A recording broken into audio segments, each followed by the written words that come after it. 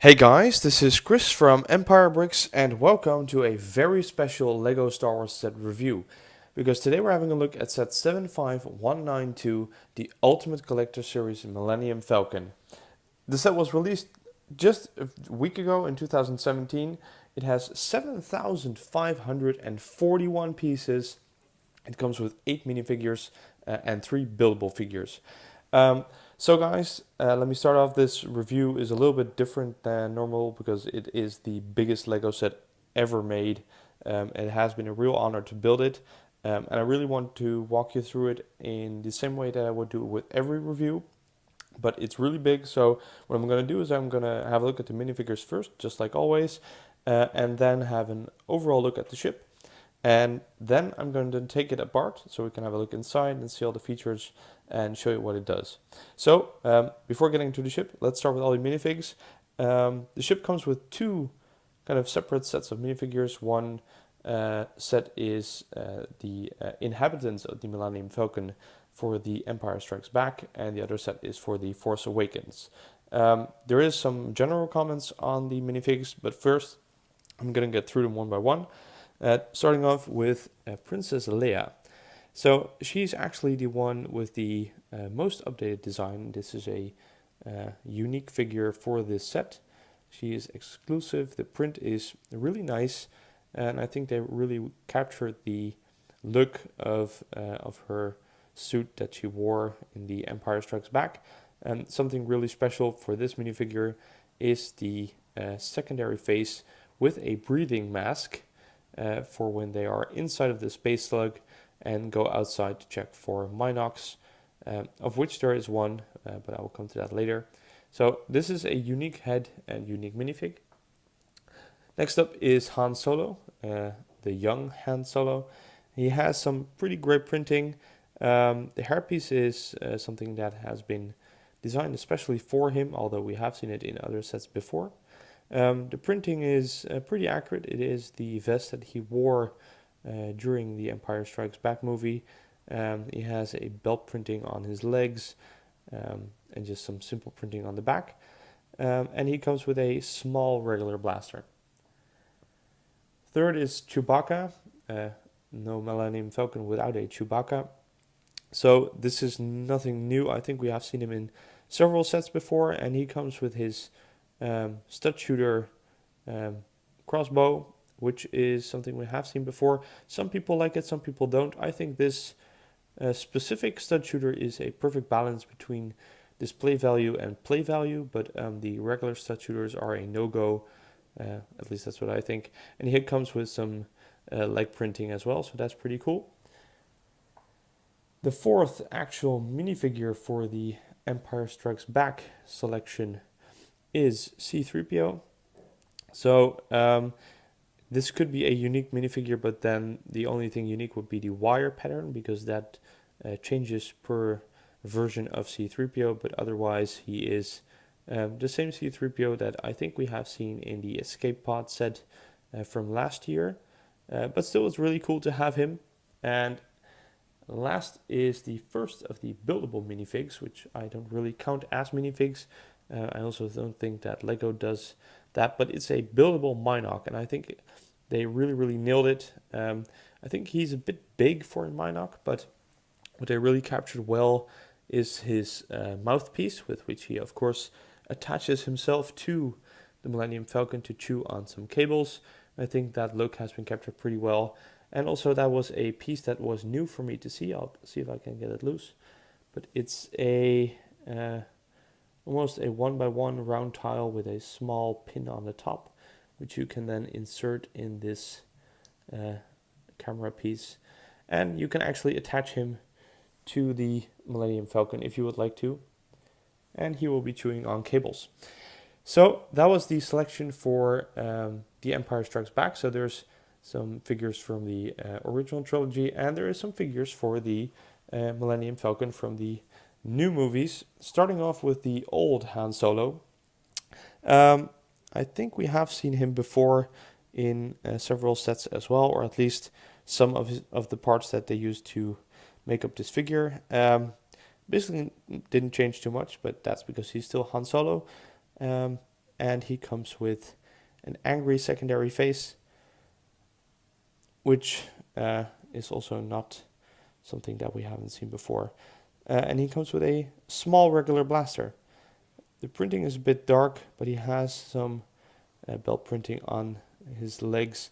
I think it's even identical to the pattern on the legs of the young Han Solo, only the belt pocket is a little bit different, but that's a small detail.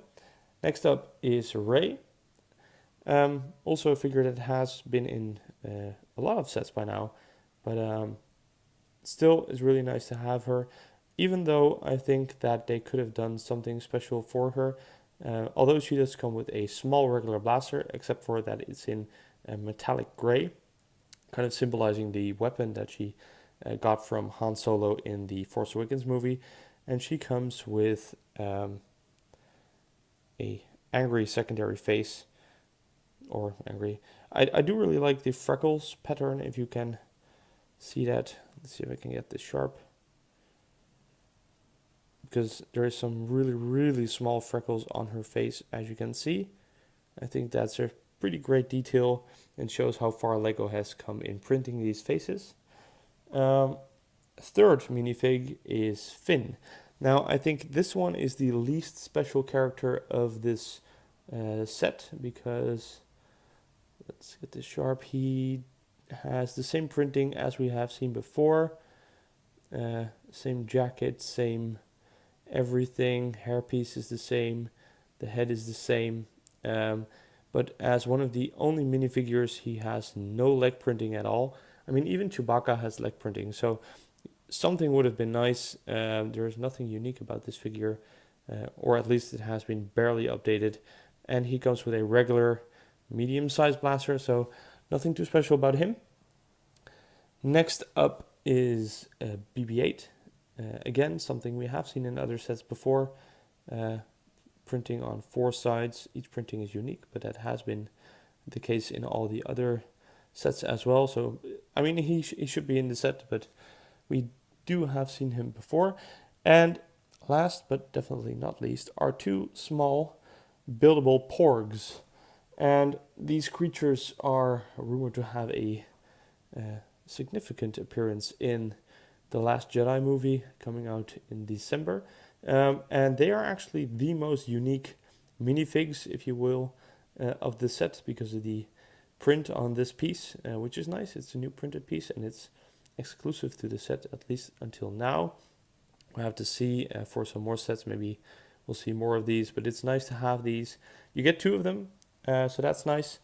But having gone through all the minifigs, I think it's kind of a shame that basically none of these figures is really unique, except for Leia, which really has a new torso print, a new leg print, and she has the cool face print.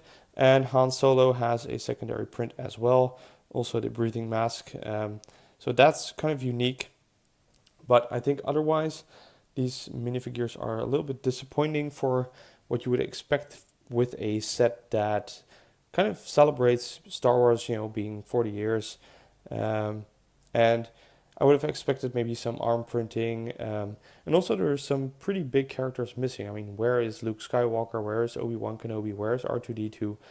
Those are characters that should be in this set, I think. Especially as there are some references to scenes where they should be in. So that's a little bit of a disappointment. Don't get me wrong, I really still love this set. But the minifigure department is good but not great. And the rest of the set is just amazing. So it kind of falls short to what the rest of the set has to offer. But still, I'm really happy. It's a pretty complete minifigure selection. And it really shows off all the printing techniques that LEGO has. And I really love the breathing mask on Leia and Han, which is new. And I'm pretty much in love with the Minoc. We haven't seen him before.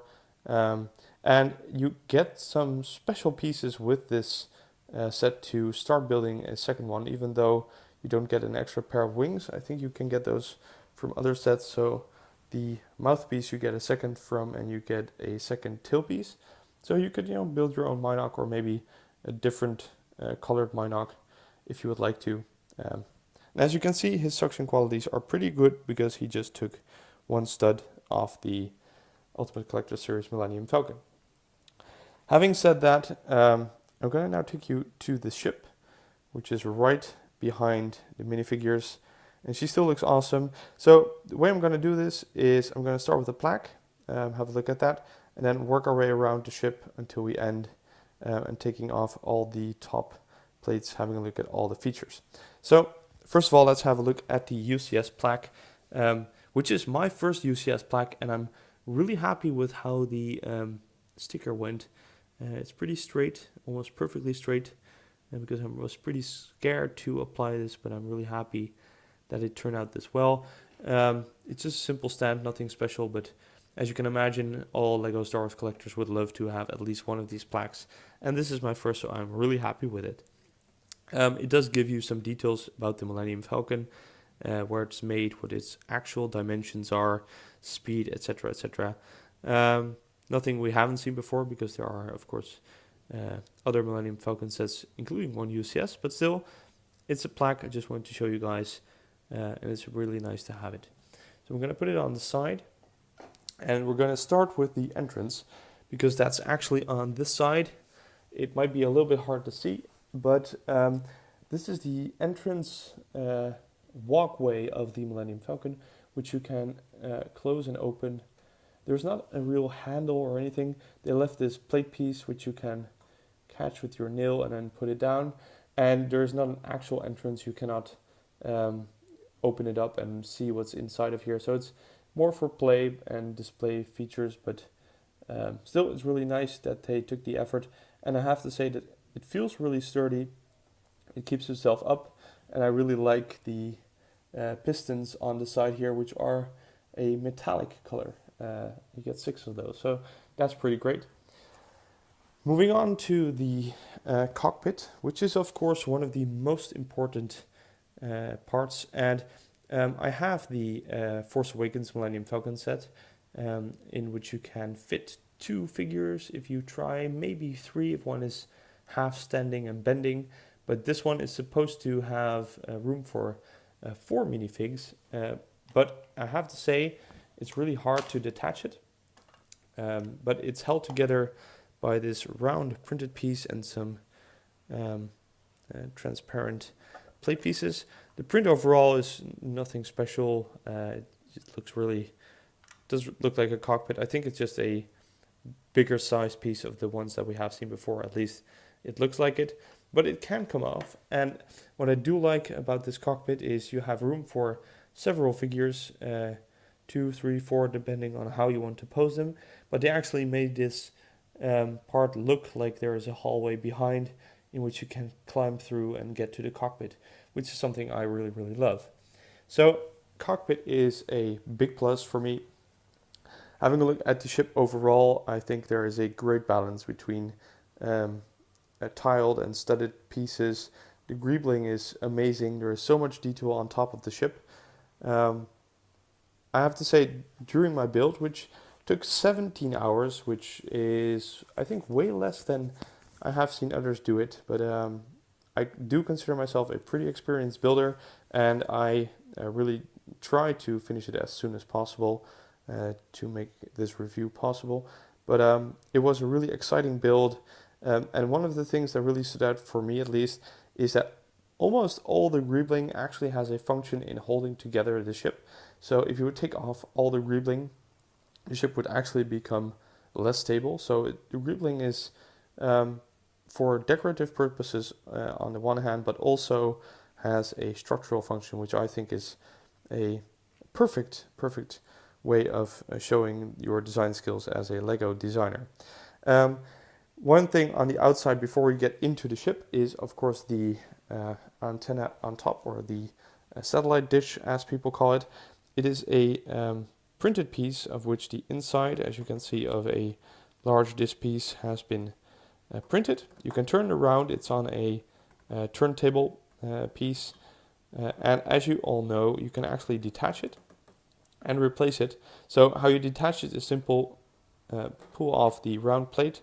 You open up the turntable piece, and that makes it possible for you to change it to the Force Awakens Millennium Falcon. So you can take this piece and just put it on here, and it does basically the same, although this one does not have a printed piece, it just has greebling pieces to make up the satellite. And something else is, at the end of the build, they let you make two of these, because I knew you could turn it into the Force Awakens Millennium Falcon with the satellite dish, but apparently there's another distinct difference, and those are these pieces that are supposed to attach to the front of the ship, and this would make the ship the Millennium Falcon from The Force Awakens.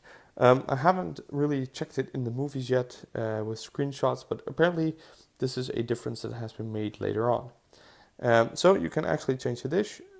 It's pretty easy, but at the same time, when it's attached, it's really attached. You can turn it around, you can position it, it all works pretty well. So I'm really happy they did that. Going back to the side of the cockpit, I'm going to work my way through, because how they attach these plates is actually by just laying them down. So most of these plates on top are held down by gravity itself, and maybe one or two pins, which is really, really neat, because everything is so perfectly placed. So I'm going to start with this small piece. You can actually take it off just lying there, but all these pieces, or most of them, have these yellow pins, which then are supposed to go in these Technic holes over there, which hold them in place, and the shape of the ship just makes the plates fall into the correct position. The same we can do with these pieces, and some of these larger pieces are actually attached to each other with Technic pins. So for example, this one has a Technic pin over here, which attaches to the axle hole over there. And you can separately take it off. And this allows me to take off the whole tunnel section, which doesn't really show you anything, except for a function that I can now show you even better, because beneath this quarter is no display room. Excuse me. There is just a functionality that they built in. Maybe you can remember from the movie that the Millennium Falcon is trying to escape Tatooine, and there are stormtroopers coming into the hangar bay, and a machine gun drops out of the ship and starts shooting. Well, this is that machine gun. It's over here, as you can see when I twist it. And the way you can release it is under the ship. There is a hatch over here, which has one tile, and if you take it out, the machine gun actually falls out almost the way it does in the movie. You can turn it and start shooting. So they used up this quarter of the ship to build that function. Also, there's some greebling that you can see through the upper deck, but still you can remove some of these pieces. So this piece is actually attached to the ship, although the flaps can come up and down a little bit. And this brings me to the front of the ship, which has a little bit of a downside, for me at least. I checked, but it's actually supposed to be like this. But this side of the ship is completely open, and I really, really would have liked that they would close up that part of the ship with some plates or anything. It's not really disturbing, because most of the time you see the ship like this, but still it looks weird to me that it's open like that, even though from most sides it looks perfect. Everything is closed up. I mean, if you can see, even the bottom is closed up. So it's kind of weird for me that they left that piece open. But minor detail. So next up is the other side. So we had the machine gun functionality over there, the cockpit's over there. These pieces don't actually have any functionality other than showing, pieces of the engine and machinery that is used in the Falcon. But it's all really nice greebling, but nothing that can open up. So this winged piece and this middle piece and this piece are all attached together, and the middle piece is attached to the ship. You can take it off sort of easily, but there's nothing underneath except for the frame, so I'm not going to do that.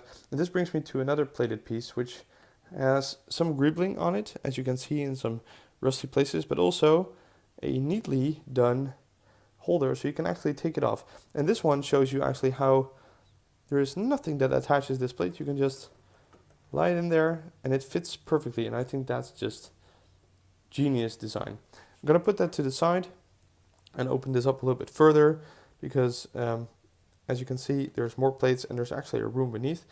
And this piece that I just removed is another example of a plated part that is put in place with a pin that goes in that hole, and also another detachable plated piece. So it's really like a really big Lego jigsaw puzzle. But what this does is open up a special room that shows the interior of the ship. So there is some stickers over here that show us the benches and the Dejeric table. And the table is actually a printed piece, and it's a large shield piece, I think, which is really cool. And next to that is a brick-built chair alongside Han Solo's command panel, if you wish. And this is something that brings me back to the minifigure selection, because if we all remember in the movie, there is R2-D2 C-3PO playing Dejeric against Chewbacca, who actually threatens to pull their arms out of their sockets. Han Solo sits over there, and Obi-Wan and Luke are over here.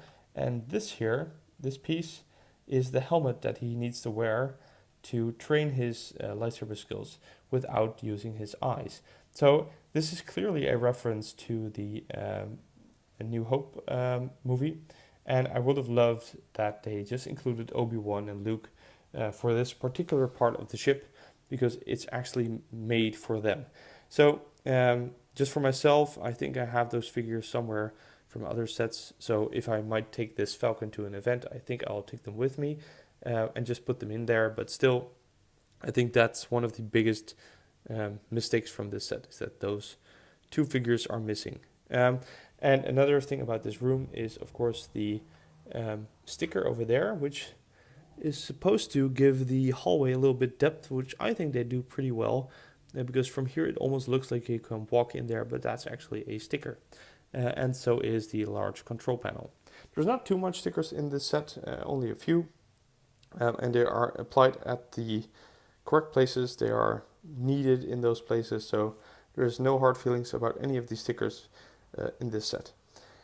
Moving on to the back of the ship, there is another huge area of greebling and the engines, which I really think look amazing. And all this is kind of loosely attached to the ship, but you can actually remove it again. And this is a larger piece that exists from two separate plated pieces. As you can see, it's already detaching a little bit, so I can take this off. Excuse me. To reveal another room, which I will open up in a moment, because you can actually remove this piece as well. This piece has a hole in it, so you can look through and see some more engine and greebling work. You can take it off entirely, put it on the side. Again, this was a pin attached to this hole over here, and there is this piece over here which you can take off, and that looks pretty great. Now we have revealed the engine room slash kissing room, I would say, because apart from all the engine works and all the greebling over here, there's this small compartment, and if you might remember, this is the compartment where C-3PO comes to talk to Han Solo, who is at that moment trying to kiss Princess Leia. So it's really neat that I put in that small little corner into the ship as a reference to that movie event, and you have all the figures to replay that, so I think that's great. It's a really nice moment from the original trilogy. So that's a good thing. The rest of the room is kind of filled with engines and hyperdrive stuff. So this is a sticker on a dish piece or a round wheel piece, I think. There is some control panels. And looking from the other side, there's actually two large vents or hyperdrive items or pieces at least that you can open up and have C-3PO or if you have an R2-D2 figure, have a look at it and try to repair it, or maybe have Chewbacca do it. So when I close these up, I can actually show you a little bit more about this room. Taking the camera up. Because there is one more detail in this room that I want to show you guys, and that is this smuggling hole. You can actually take this plate out, this small Technic plate, and it reveals a small compartment in which you can store, for example, a blaster or other stuff you want to smuggle in this ship. And there is 2 more of those hallway stickers over here and over there to simulate more room in this ship. So I really like how they did that. What I don't really like is that this hallway appears to go somewhere, but there is no hallway over here. But I guess because it's, the sticker is kind of simulating a corner, so it might go through here or somewhere else. So I'm going to go to the other side of the ship right now to show you the last quarter of all the compartments, which is over here. Again, this is a plated piece that you can remove. This one does not exist from 2 pieces. This is one large section that you can remove to reveal basically nothing more than a cargo hole. And this piece with the engines on it, this is something that is attached to the ship, just like this one. You can remove it if you want, but it's not as easy as the rest. But this actually is a quarter that is empty. There's no real functionality or anything. But I think that's a pretty good thing, because after all, this is still a smuggling ship or cargo ship. So it makes total sense to have some space to store, any other stuff that you would like. And in this case, it's actually pretty handy, because it doesn't matter which satellite dish you have on the ship. You can actually put the other one in here, including the 2 pieces on the front, maybe the minifigs that you don't use at that time, and anything else. You can even park your microfighter Millennium Falcon in here easily. You could put in 4, I think. So I think that's a logic choice, even though I would have loved to see more interior than just a cargo section, especially because there is some room over here and there's more empty space where I could store stuff. So it would have been nice to have an extra room, but I get this. It's good, it's neat, and now everybody has their own choice of maybe building some interior, modifying the ship, and do what they want. So it also gives a little bit of room for creativity, I would say. So those are all the removable sections, or at least the sections that you can remove easily. Bringing me to one of the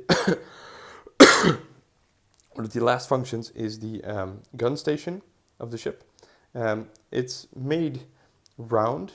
In the last version of the Millennium Falcon, this is more square bricks and well, at least not as curved as this piece, and I think I really loved it. There is also some more stickers over here. There's 2 corner pieces for stickers, and those are the stickers that I get it because it looks great and I'm really happy with the way I applied them. But these are the 2 stickers that I thought, okay, you could maybe leave them out, or you could solve this using bricks. Having a look at the gun, I really like how they have a double axle system, so you can actually turn it in almost any way that you like. It is a little bit fragile though, as you can see, so it's almost better to use this to turn, but you naturally want to take this, but you can use this and just turn it around. Because of the cockpit piece, which is a printed piece as well, by the way, you can actually have a little bit of extra room on the downside, so you can turn it and shoot at maybe your UCS TIE fighter. So this whole piece actually is held down by gravity as well. You can just pick it up and take it out, and it shows 2 Technic bars that just slide into place over here. And I understood that if you would like, you can actually attach them if you want to the ship, but I think that would be a not very wise decision, because I have no idea how you would ever get it out again. But if you take this out, you can actually reveal a seat for minifigs that you can attach over here.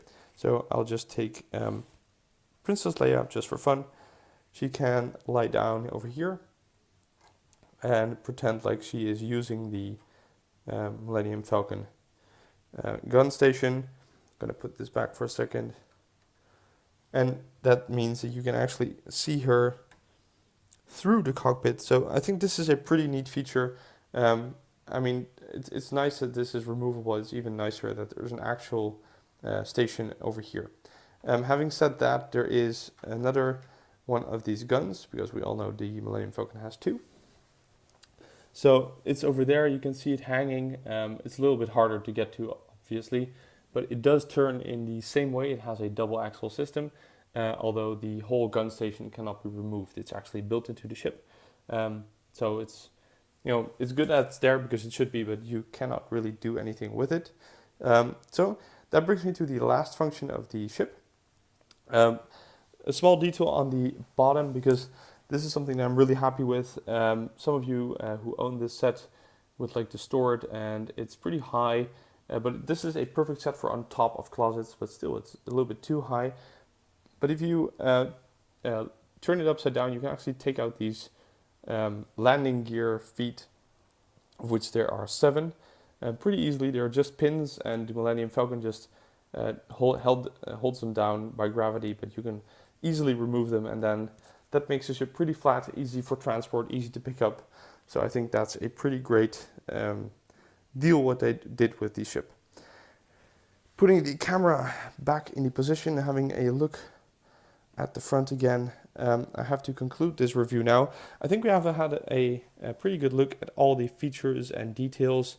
There is so much more to look at. For example, the box and the manual. If you want to have a peek at those, you can look at my unboxing video, in which I opened the Millennium Falcon box for the very first time.